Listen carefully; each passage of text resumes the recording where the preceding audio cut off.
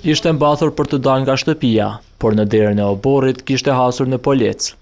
Pjesëtarët e forcave të rendit e kishin befasuar Dragan Stojanovicin, kur i kishin kumtuar vendimin për arrestim. E shokun e madh serbi nga Panqello Ranilugut e kishte përjetuar kur në gjykatën e Mitrovicës i ishte thënë se akuzohet për krime lufte. Por pas një nate ndalim, ishte kuptuar se ky u arrestua në vend të dikujt tjetër, që ka emrin e mbiemrin e njëjtë me të. Ja sam pošten čovjek I ovdje ću dostaviti. Unë jam njeri I ndershëm dhe I tillë do të qëndroj. Nuk kam arsye të friksohem askujt. Lëviz gjithandej nëpër Kosovë dhe asnjë shqiptar nuk ka akuza për mua, as ata me të cilët kam punuar para luftës e as këta me të cilët takohem tani në Kamenicë. Stojanovic së pari ishte dërguar në Gjilan e më pas në Mitrovicë, e kur u vërtetua gabimi ishte liruar, por thot se u trajtua mirë.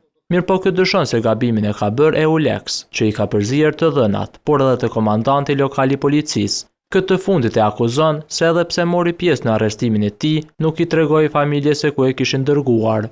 On je rekao mom ocu, kaže kako ni.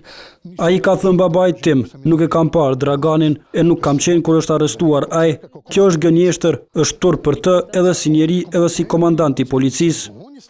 53 vjeçari që punon në gjykatën paralele në Kamenicë, beson se serbi me emrin dhe mbiemrin e njëjtë me gjas ka ikur në Serbi.